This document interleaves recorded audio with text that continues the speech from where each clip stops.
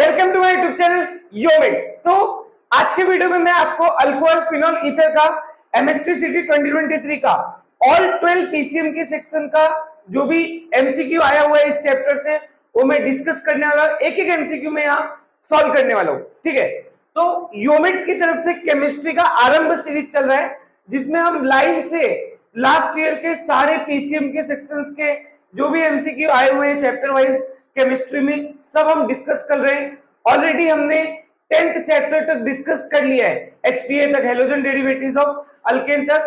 तो आप जाके प्लेलिस्ट में देख सकते हो और वो एमसीक्यूज सॉल्व कर सकते हो। अब आप बोलोगे sir previous year MCQ solve करने से फायदा होता है क्या? अगर मैं बात करूं सीटी में, तो सीटी में 70 to 80% क्वेश्चन प्रीवियस ईयर से ही आते हैं, सेम और सिमिलर टाइप के आते हैं। आप सिर्फ कोई भी एक चैप्टर उठा के देखो, आपको एक चैप्टर में दिखेगा विद इन द ईयर जो 12 पीसीएम के सेक्शंस के पेपर हुए उसी में क्वेश्चन रिपीट हो रहे हैं। तो आप सोचो इस साल क्यों नहीं रिपीट होगा। तो सीटी का पेपर काफी प्रेडिक्टेबल होता है। अगर आपने जो कि लास्ट टाइम में आपको बिल्कुल छोड़ के नहीं जाना है। आप चाहे कितना भी मॉक दो, चाहे कितने भी पब्लिकेशन सॉल्व कर लो, आपको प्रीवियस ईयर लास्ट टाइम में जरूर सॉल्व करना है। अगर आपने लास्ट टाइम में प्रीवियस ईयर सॉल्व किया है तो डेफिनेटली आपका 99 प्लस परसेंटाइल केमिस्ट्री में तो गारंटीड है। ठीक है, तो प्लीज केमिस्ट्री स्कोर वाला सब्जेक्ट है, इसमें आप प्रीवियस ईयर जरूर करें।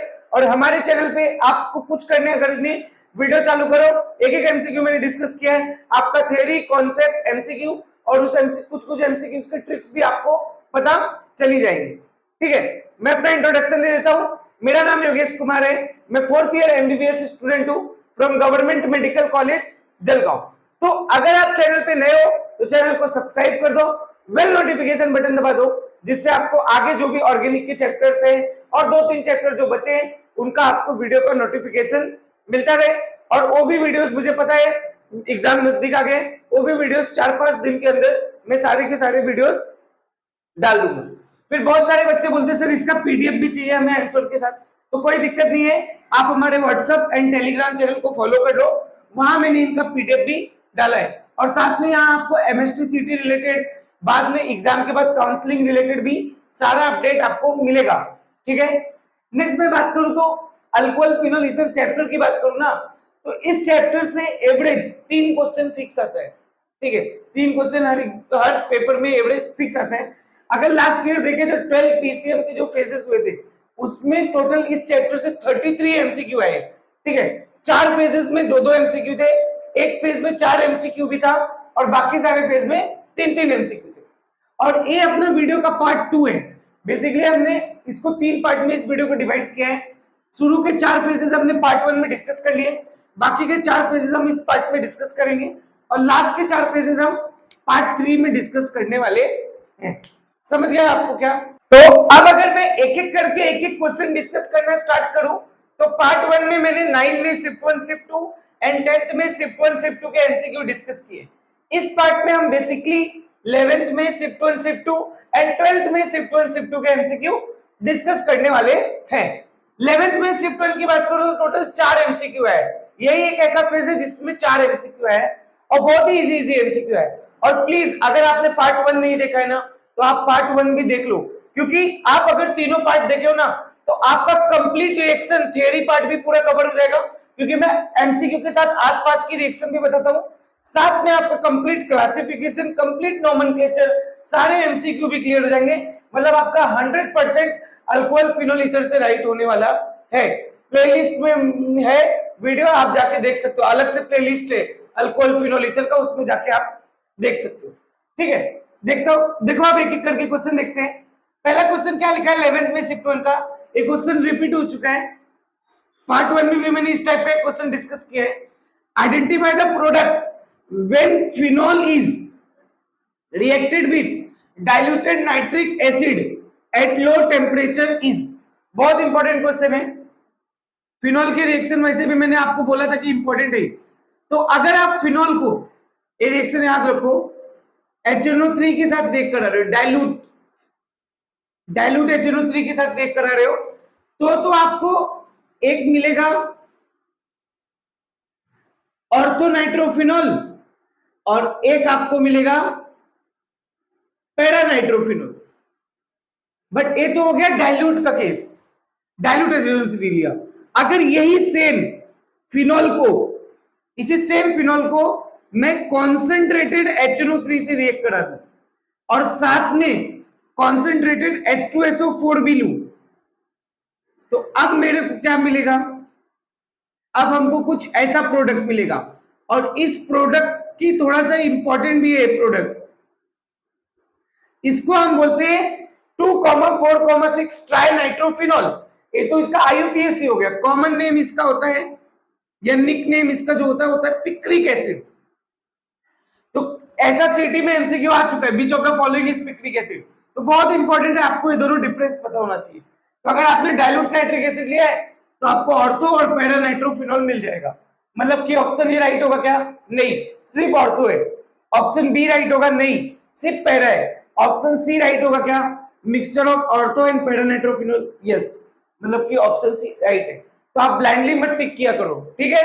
नेक्स्ट देखो, ये वाला क्वेश्चन सेकंड टाइम पूछा जा चुका है। मैंने आपको बोला है चाहे आप हेलोजन डेरिवेटिव ऑफ अल्केन देखो, HDA का MCQ अगर आपने देखा है तो आपने वहां देखा होगा एलाइलिक और बेंजाइलिक हैलाइड लोग मल्टीपल टाइम पूछते हैं।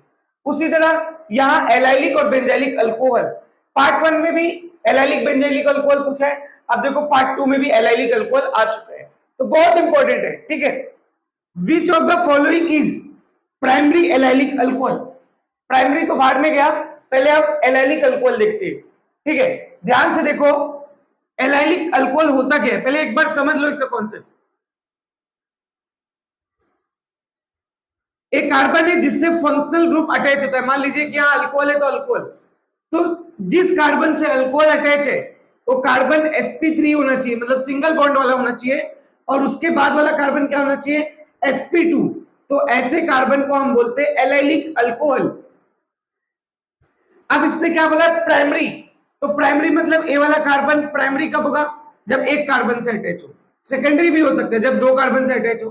टर्सरी भी हो सकता है जब 3 कार्बन से अटैच हो। अपने को क्या पूछा है? प्राइमरी। पहले आप ऑप्शन ही वाला देखो, पहले तो आप क्राइटेरिया देखो। क्या अल्कोहल ग्रुप इस कार्बन से अटैच है? बिल्कुल। क्या ये कार्बन सिंगल बॉन्ड वाला है? बिल्कुल, sp3। क्या इसके बाद वाला डबल बॉन्ड वाला कार्बन है? sp2 वाला? बिल्कुल। क्या मतलब है? एलाइलिक कार्बन है? बिल्कुल। और क्या ये कार्बन एक कार्बन से अटैच है? नहीं, ये कार्बन 2 कार्बन से अटैच है, ये तो सेकेंडरी हो गया। अपने को प्राइमरी पूछ रहा है। नेक्स्ट देखो, क्या ये OH ग्रुप है? क्या OH ग्रुप से डायरेक्ट अटैच कार्बन ही है? वो भी सिंगल बॉन्ड वाला, मतलब है sp3। क्या उसके बाजू वाला ये कार्बन डबल बॉन्ड से अटैच है? मतलब sp2। मतलब क्या है? एलाइलिक कार्बन है? बिल्कुल। लेकिन क्या ये कार्बन सिर्फ एक कार्बन से अटैच है? मतलब कि प्राइमरी एलाइलिक है, मतलब कि ऑप्शन बी क्या होगा? राइट होगा। समझा क्या? अगर आप सी देखोगे तो सी वाला जो है वो टर्सरी एलाइलिक है, और डी वाला भी अगर आप देखोगे तो डी वाला आपको मिलेगा सेकेंडरी एलाइलिक, मतलब ऑप्शन बी ही राइट है। समझा क्या आपको? ठीक है। अब अगर आपसे मैं 11th में शिफ्ट 1 के बाकी के दोनों MCQ की बात करूं तो आप देख रहे हो दोनों MCQ IUPAC से है, और ये सिर्फ अल्कोहल फिनोल ईथर है। अगर आप देखोगे तो आपके जो CT का पेपर होता है उसमें 5 ऑर्गेनिक के चैप्टर होते हैं बेसिकली। अगर हाइड्रोकार्बन देखा जाए और alcohol phenol ether, basic principle भी होता है, बट मैं रिएक्शंस वाले चैप्टर की बात कर रहा हूँ। Hydrocarbon, alcohol phenol ether, HDA, aldehyde और अमाइंस, इन 5 चैप्टर से टोटल 13 से 14 MCQ आते हैं। बट आप देखोगे 13 से 14 MCQ में एक पेपर में इतने MCQ आते हैं 13 से 14, उनमें से 4 या 5 सिर्फ IUPAC होते हैं। 3 से 4 आपको कंपाउंड पहचानने को आता है, एलाइलिक, बेंजाइलिक, विनाइलिक। आप समझ रहे हो आपका CT का लेवल क्या है? और रिएक्शंस बहुत ही कम पूछती है, और आप रिएक्शन के डर से ऑर्गेनिक पढ़ते नहीं हो। प्लीज यार, सबसे पहले अगर आपने अभी तक नहीं तो जाके एटलीस्ट नोमेनक्लेचर, क्लासिफिकेशन, ये सब देख लो फटाफट। फिक्स इसी से MCQ आएगा। सर टेक्स्ट बुक के बाहर का भी करूं? अरे नहीं करना है, बहुत बड़ा PhD अपने को नहीं करना है। जो टेक्स्ट बुक में वो लोग वही पूछते हैं, उससे बाहर आज तक उन्होंने कभी कुछ नहीं पूछा है, ठीक है। चलो देखते हैं, what is the IUPAC name of the compound, आपको ये पूछा है। देखो जब भी आपको ऐसा रिंग पे IUPAC, रिंग वाला IUPAC आए और आपको 2 फंक्शनल ग्रुप दिया है, तो आपको भी पता है एक को आप पेरेंट सिलेक्ट करोगे। OH और ब्रोमीन में OH को हम पेरेंट सिलेक्ट करते हैं, तो इस पूरे रिंग का नाम क्या हो जाता है? अगर रिंग के ऊपर OH है तो उसको क्या बोलते हैं? फिनॉल बोलते हैं, दिखेगा तो आपको एक ही ऐसा ऑप्शन है, ठीक है। और क्या अगर ये पेरेंट है तो ये first carbon, second, third, fourth, तो ब्रोमीन कितने नंबर पे है? चौथे नंबर पे, तो 4 ब्रोमोफिनॉल। एकदम इजी है, ऑप्शन डी राइट है, बहुत ही इजी है, ये आप भी बता सकते हो। Next, what is the IUPAC name of the following compound is. देखो ऐसे कंपाउंड में जब भी आईयूपीएसी है ना, सबसे पहले आपको नंबरिंग करना है। नंबरिंग हमेशा नियरेस्ट के लिए किया जाता है। जैसे फंक्शनल ग्रुप कहां से नियरेस्ट है? क्या फंक्शनल ग्रुप आपको यहां से इस साइड से नियरेस्ट है? मतलब ये first carbon, A second, A third, A fourth, A fifth. मुझे पता है आप बोलोगे सर पूरा बना के, अरे भाई डायरेक्ट कर सकते हैं, ए सिक्स, ए सेवेंथ और ए एट्थ कार्बन। क्या थर्ड कार्बन पे अल्कोहल ग्रुप है? 3 ऑल। 3 ऑल किस किस ऑप्शन में है? ए बी में क्या 3 ऑल है? नहीं, मतलब ऑप्शन ए बी पहले एलिमिनेट हो गया। और फोर्थ कार्बन पे क्या है? डबल बॉन्ड है, मतलब इन। फोर्थ कार्बन पे इन होना चाहिए, सी और डी दोनों में। फिफ्थ और सिक्स कार्बन पे क्या है? आपको एक कार्बन वाला ब्रांच है, मतलब कि एक कार्बन का ब्रांच मतलब मिथाइल। मिथाइल 6 कार्बन पे क्या होना चाहिए? मिथाइल होना चाहिए। क्या इसमें 6 कार्बन पे इथाइल है? मतलब ये भी गया, मतलब ऑप्शन सी राइट है। आप एलिमिनेट करके भी आराम से कर सकते हो। और देखोगे तो आपको पूरा नेम दिखेगा, 6 मिथाइल ऑक्ट, क्योंकि 8 कार्बन है, 4 इन, फोर्थ कार्बन पे डबल बॉन्ड, 3 ऑल। समझा कि आपको? बहुत ही इजी एमसीक्यू है, ठीक। अब अगर आपसे मैं 11th में सिर्फ 2 के दोनों क्वेश्चन, इसमें सिर्फ 2 ही क्वेश्चन है, ये दोनों क्वेश्चन देखो एकदम फालतू और इजी से क्वेश्चन है। क्या पूछ रहा है? The common name of benzene 1,3 diol is. ये इस टाइप का दूसरा या तीसरा क्वेश्चन है। देखो मैंने आपको वहां भी बताया था, बट अगर आपने वहां का वीडियो नहीं देखा तो यहाँ भी एक बार मैं फिर से बता दे रहा हूँ। पार्ट 1 में भी मैंने बताया, मैंने कहा था अगर आपको बेंजीन 1,2 डायऑल है तो इसको हम क्या बोलते हैं? कैटिकॉल। इसका कॉमन नेम क्या होता है? कैटिकॉल। अगर बेंजीन 1,3 डायऑल है तो इसका नाम होता है रिसोर्सिनॉल।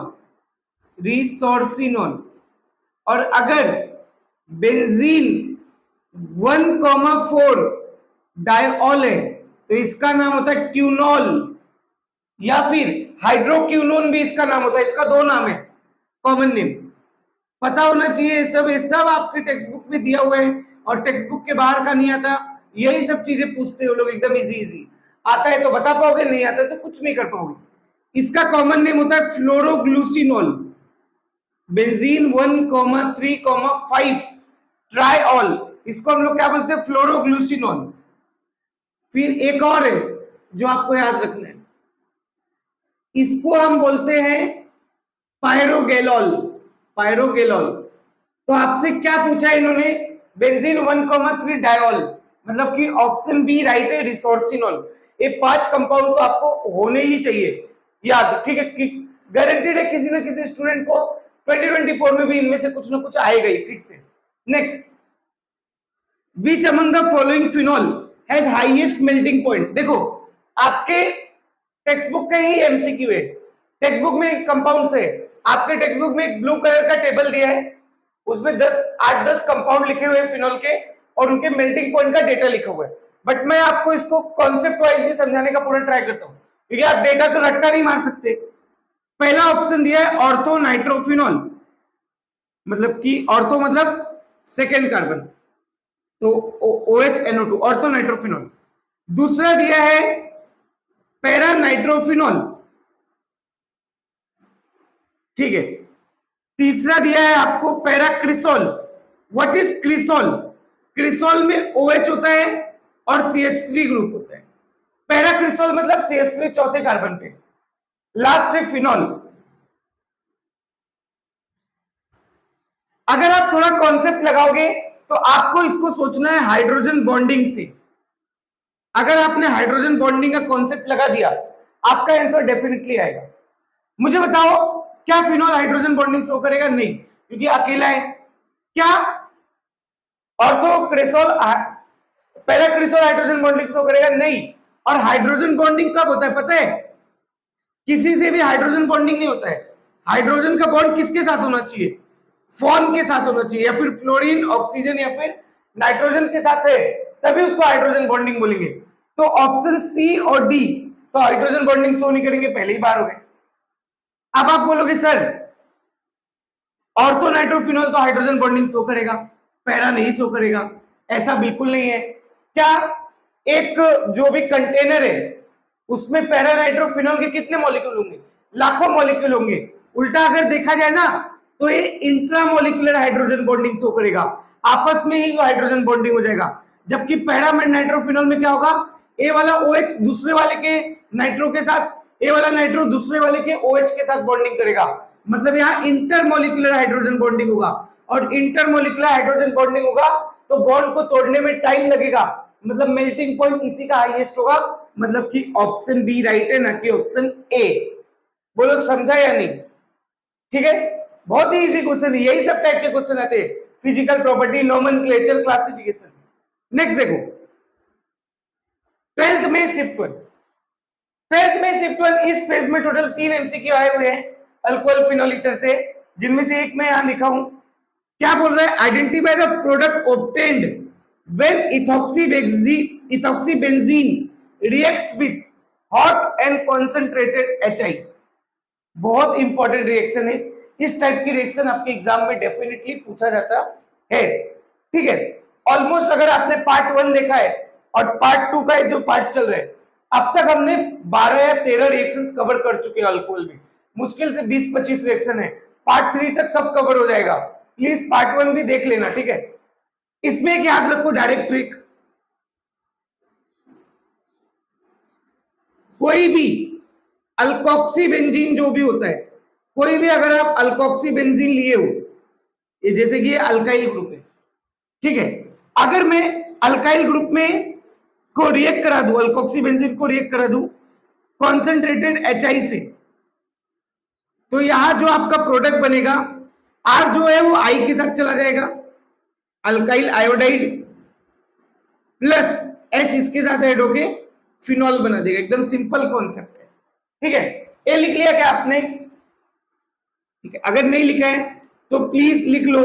अच्छा, कॉपी पेन लेके बैठने का, साथ में मेरे साथ आप भी सॉल्व किया करो, बाद में आपको रिवीजन का भी गरज नहीं पड़ेगा।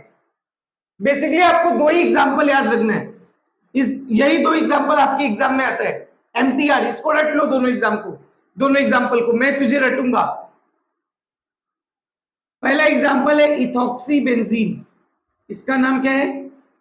इथॉक्सीबेंजीन। रिंग के ऊपर अगर OR है तो उसका IUPAC होता है अल्कोक्सीबेंजीन, यहां 2 कार्बन है तो इथॉक्सीबेंजीन। इसको जब आप रिएक्ट करोगे कॉन्सेंट्रेटेड HI से, सेम कॉन्सेप्ट, C2H5 I के साथ चला जाएगा और HO के साथ चला जाएगा, क्या बन जाएगा? Phenol. Phenol plus ethyl iodide. कौन सा ऐसा ऑप्शन है? Ethyl iodide and phenol. देखो फर्स्ट ऑप्शन ही है, मतलब कि ऑप्शन ही क्या है? राइट है, सही बात है। ठीक है, एक और एग्जांपल याद रखो इसका, मिथॉक्सीबेंजीन। बट मिथॉक्सीबेंजीन से इंपॉर्टेंट इसका एक और नाम है जो ज्यादा पूछा जाएगा, उसका नाम होता है एनिसोल। इसको हम क्या बोलते हैं? एनिसोल। रिंग के ऊपर OCH3 को क्या बोलते हैं? एनिसोल। जब भी आप एनिसोल को कॉन्सेंट्रेटेड HI के साथ रिएक्ट करोगे, simple methyl iodide plus phenol मिल जाएगा आपको। समझा क्या आपको? तो ये 2 एग्जांपल याद रखो। अगर ये रिएक्शन जिस भी दिन एग्जाम में आएगा इससे बाहर नहीं आएगा, इस बात की पूरी गारंटी। ठीक है, अगर आपसे मैं 12th में शिफ्ट 1 के बाकी के दोनों क्वेश्चंस की बात करूं तो देखो ये वाला जो क्वेश्चन है विलियमसन सिंथेसिस वाला, बहुत ही इजी है, 10 सेकंड का भी नहीं, बट आपको रिएक्शन पता होनी चाहिए। कॉन्सेप्ट अगर आपका तगड़ा है तो आप इसको टिक कर सकते हो तुरंत। ठीक है, तो मैं आपको अब ये वाली रिएक्शन भी बताने जा रहा हूं। ठीक है, विच of the following compound does not undergo Williamson synthesis. पहले तो विलियमसन सिंथेसिस क्या होता है वो देख लो। तो जिसने भी पूरा वीडियो देखा है उसको कम से कम 15 रिएक्शन के आसपास अब रेडी हो चुका होगा। अब विलियमसन सिंथेसिस भी आपका क्लियर हो जाएगा। जब आप अल्काइल हैलाइड को सोडियम अल्कोक्साइड के साथ रिएक्ट कराते हो, NaOR, ठीक है, NaOR के साथ, तो आपको क्या मिलता है? ROR plus NaX। बट इसके लिए कंडीशन है, इसको हम लोग बोलते हैं अल्काइल हैलाइड। ठीक है, इसको हम बोलते हैं सोडियम अल्कोक्साइड, अल्क ऑक्साइड। और इसको हम बोलते हैं ईथर। बट इस पूरे रिएक्शन को हम विलियमसन सिंथेसिस बोलते हैं। बट याद रखो, अल्काइल हैलाइड जो होना चाहिए वो प्राइमरी अल्काइल हैलाइड होना चाहिए। सबसे पहली कंडीशन तो ये है कि अल्काइल हैलाइड जो होना चाहिए वो प्राइमरी अल्काइल हैलाइड होना चाहिए। सर सेकेंडरी अल्काइल हैलाइड देगा विलियमसन सिंथेसिस, ईथर बनेगा क्या? नहीं। दूसरा, अराइल हैलाइड नहीं होना चाहिए। अब कुछ बच्चों को लगता है सर प्राइमरी अराइल हैलाइड चलेगा क्या? नहीं, अराइल हैलाइड नहीं चलेगा, अल्काइल हैलाइड चलेगा। अल्काइल हैलाइड में भी सिर्फ प्राइमरी अल्काइल हैलाइड चलेगा। समझा क्या आपको? अब आप ऑप्शन देखो, आपके लिए इजी है। ऑप्शन ए क्या है? Ethyl chloride, primary alkyl halide है, चलेगा। ऑप्शन बी क्या है? ए भी प्राइमरी अल्काइल हैलाइड है। क्यों? क्योंकि देखो एक फंक्शनल ग्रुप है क्लोरीन, और फंक्शनल ग्रुप के बाद वाला कार्बन जो है, ए वाला कार्बन सिर्फ अदर वन कार्बन से अटैच है, मतलब ये भी प्राइमरी अल्काइल हैलाइड है। ऑप्शन डी भी प्राइमरी अल्काइल हैलाइड है, मतलब ऑप्शन सी क्या होगा? डज नॉट अंडरगो, मतलब ऑप्शन सी राइट है। क्यों? क्योंकि ऑप्शन सी जो है वो क्या है? क्लोरोबेंजीन है, और क्लोरोबेंजीन क्या है? अराइल हैलाइड है, और अराइल हैलाइड तो वैसे ही नहीं देते। समझा क्या आपको? अगर आपको कॉन्सेप्ट पता है तो आपके लिए इजी है, और मैंने आपको रिएक्शन भी समझा दी है अच्छे से। ठीक है, देखो ये NaX चला गया और वो ROR जुड़ गया, वो ईथर बन गया। ठीक है, नेक्स्ट देखो, which from the following compound is obtained when any sol is heated with dilute sulfuric acid?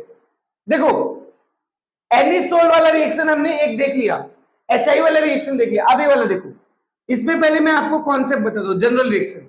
जब भी आपको अल्कोक्सी बेंजीन आ जाए, अल्कोक्सी बेंजीन, ठीक है, अल्कोक्सी बेंजीन, मैंने आपको बताया इसका रिंग के ऊपर OR का क्या होता है? IUPAC, alkoxy benzene. तो जब भी आपको अल्कोक्सी बेंजीन आ जाए, पहले आप कॉन्सेप्ट समझ लो, उसको आप वाटर से रिएक्ट करा रहे हो, और कॉन्सेंट्रेटेड H2SO4 में आपने उसको हीट किया है। वाटर और H+, देखो आपको मैं लिख के बताता हूँ, डाइल्यूट H2SO4 जो है उसको हम कैसे कैसे लिख सकते हैं? डाइल्यूट H2SO4 लिखो, या उसी को H2OH+ लिखो, दोनों एक ही बात है, क्योंकि डाइल्यूट मतलब वाटर, और H2SO4 एसिड है तो H+ देगा। डाइल्यूट H2SO4 लिखो या H2OH+ लिखो, दोनों एक ही बात है। तो इस केस में क्या होता है, जो R होता है वो OH लेके अल्कोहल बन जाता है, और रिंग H लेके फिनॉल बन जाता है। तो फिनॉल प्लस अल्कोहल आपको मिलता है। यहां आपको क्या दिया? एनिसोल के बारे में पूछा है, तो सिंपल है, एनिसोल को जब आप रिएक्ट करोगे डाइल्यूट H2SO4 के साथ हीट कर दोगे, उसी को हम क्या लिख सकते हैं? H2OH+, तो आपको क्या मिल जाएगा? Phenol plus CH3OH। समझा क्या? ये CH3OH के साथ चला जाएगा और ये OH के साथ, तो क्या मिल जाएगा? फिनॉल और मिथेनॉल। कौन सा ऐसा ऑप्शन है? Option B. समझा क्या आपको? ठीक है। अब अगर मैं आपसे 12th में शिफ्ट 2 की बात करूं, तो इसमें भी 3 MCQs है। तीनों MCQ देखो बहुत ही इजी है। सबसे पहले तो ये तो कितनी बार रिपीट हो गया, तीसरी या चौथी बार। Which of the following is a correct IUPAC name of catechol? हमने थोड़ी देर पहले ही देखा था कैटिकॉल। क्या होता है कैटिकॉल? रिंग के ऊपर 2 H दोनों आजू बाजू में, मतलब इसका IUPAC क्या होगा कैटिकॉल का? Benzene 1,2 diol. कौन सा ऐसा ऑप्शन दिख रहा है? Option A. समझा क्या आपको? बहुत इजी है। नेक्स्ट क्वेश्चन देखो, crotonyl alcohol is an example of, मैंने कहा था ना आपको क्लासेस पूछता है, एलाइलिक है, बेंजाइलिक है, विनाइलिक है, सब क्लासेस पूछता है, क्लासिफिकेशन। इसलिए क्लासिफिकेशन, नॉमेनक्लेचर, कंपाउंड का नाम तो रट्टा मारो, ठीक है, फिजिकल प्रॉपर्टी, ये सब टेक्स्ट बुक का ही आता है। तो क्रोटोनिल अल्कोहल आपके टेक्स्ट बुक में बना हुआ है, टेक्सुअल क्वेश्चन ही है। क्रोटोनिल अल्कोहल बेसिकली इस तरीके का दिखता है, देखो इधर लिख रहा हूं मैं, CH3 CH double bond CH CH2OH, ये होता है क्रोटोनिल अल्कोहल। इसका नाम होता है, कॉमन नेम होता है क्रोटोनिल अल्कोहल, या इसी का IUPAC नेम क्या होगा? 1, वो इधर से काउंट होगा, हाँ, क्योंकि फंक्शनल ग्रुप यहां से है ना, 1 2 3 4, तो ब्यूट 2 इन और ऑल, 1 ऑल लिखो या ऑल लिख दो चलेगा, ब्यूट 2 इन ऑल, ठीक है, ये इसका IUPAC हो गया। बट आपको इसका क्लास बताना है, यहाँ ना इसका आपको IUPAC बताना है, सब नहीं, क्लासेस कौन से क्लास का है। सबसे पहला ऑप्शन दिया एलाइलिक। मैंने आपको बताया एलाइलिक कार्बन कैसा कार्बन होता है? बेसिकली ऐसे टाइप का अगर आपको चेन दिख रहा है तो एलाइलिक कार्बन है। अगर फंक्शनल ग्रुप से अटैच कार्बन, जैसे कि यहाँ OH है, अगर फंक्शनल ग्रुप से अटैच कार्बन sp3 है, सिंगल बॉन्डेड है, और इस कार्बन के बाद वाला कार्बन sp2 है, डबल बॉन्डेड है, तो ऐसे कार्बन को हम बोलते हैं एलाइलिक कार्बन, और ऐसे पूरे कंपाउंड को हम बोलते हैं एलाइलिक कंपाउंड। अब मुझे बताओ, क्या फंक्शनल ग्रुप OH है, क्या वो इस कार्बन से अटैच है? क्या ये वाला कार्बन sp3 है? बिल्कुल सिंगल बॉन्डेड है। क्या इसके बाजू वाला कार्बन sp2 है? हाँ, और sp2 मतलब डबल बॉन्डेड है। मतलब क्या ये कार्बन एलाइलिक की तरह इसका स्ट्रक्चर दिख रहा है? ध्यान से देखो ना, एलाइलिक की तरह दिख रहा है, इसकी तरह। मतलब कि ये क्या है? एलाइलिक टाइप का अल्कोहल है। ऑप्शन ये राइट है। ठीक है। बेंजाइलिक किस टाइप का अल्कोहल होता है? बेंजाइलिक में सबसे पहले तो रिंग होना चाहिए। रिंग से अटैच जो कार्बन है, फंक्शनल ग्रुप जो है ना, फंक्शनल ग्रुप से अटैच जो कार्बन है वो sp3 होना चाहिए, सिंगल बॉन्डेड वाला होना चाहिए, और उसके बाद रिंग होनी चाहिए। तो ऐसे कंपाउंड्स को हम लोग क्या बोलते हैं? बेसिकली बेंजाइलिक बोलते हैं। What is vinylic? विनाइलिक में जो फंक्शनल ग्रुप होता है ना, वो डायरेक्टली sp2 कार्बन से अटैच होना चाहिए, डबल बॉन्ड वाले कार्बन से, तो उसको हम विनाइलिक बोलते हैं। और पॉलीहाइड्रिक मतलब एक से ज्यादा OH ग्रुप। ठीक है, आई थिंक आपको ये समझ गया। ठीक है, वेरी गुड। नेक्स्ट देखो, identify the product be in the following reaction. चलो ये रिएक्शन तो मैं बता दूंगा, बट अब तक टोटल मैंने ऑलमोस्ट आपको 16 रिएक्शंस पढ़ाई है। अगर आपने पार्ट 1 पार्ट 2 देखा है, मैंने सब कवर किया है, सारी रिएक्शन डिटेल में बताई। अब आपको मैं एक होमवर्क दे रहा हूं जो आपको पढ़ना है। आपको 4 मेथड ऑफ प्रिपरेशन दिए फिनॉल के, 4 method of preparation of phenol दिए आपको ये बहुत अच्छे से पढ़ना है। फिनॉल को किससे प्रिपेयर कर सकते हैं? फ्रॉम क्लोरोबेंजीन, बताओ प्रोसेस का नाम बोलो, डाउस process. From cumene, from benzene sulphonic acid, from aniline. उसमें से एक यहां दिया है। एनिलीन को जब आप NaNO2HCl 273 केल्विन पे हीट करोगे या कोल्ड करोगे, 273 मतलब 0 डिग्री सेल्सियस होता है, मतलब हम इसको कूल कर रहे हैं। तो 273 पे जब आपको इसको कूल करोगे तो आपको मिलता है सबसे पहले benzene diazonium halide. Benzene diazonium halide, इस बेंजीन डायजोनियम हैलाइड को जब आप वाटर के साथ हीट करते हो तो आपको क्या मिलता है? फिनॉल। मतलब कि कौन सा ऑप्शन राइट है? Option D. तो ये reaction basically method of preparation of phenol के इधर से पूछी गई है। Total 4 method of preparation of phenol है, जिनमें से एक यहां पूछा गया है। आपको चारों पढ़ना है टेक्स्ट बुक में, ठीक है, अच्छे से। तो इसी के साथ हमने अल्कोहल फिनॉल ईथर का जो 4 फेजेस हमको डिस्कस करना था, 11th में शिफ्ट 1 शिफ्ट 2, 10th में शिफ्ट 1 शिफ्ट 2 हमने डिस्कस कर लिया है। तो अपना पार्ट 2 भी कंप्लीट हो चुका है। अगले पार्ट में हम लास्ट के जो 4 फेजेस हैं अल्कोहल फिनॉल ईथर के, वो भी हम डिस्कस कर लेंगे। तो अपकमिंग वीडियोस के लिए चैनल को सब्सक्राइब कर दो, बेल नोटिफिकेशन बटन दबा दो, जिससे आपको नोटिफिकेशन मिलता रहे वीडियोस का। ठीक है, थैंक यू।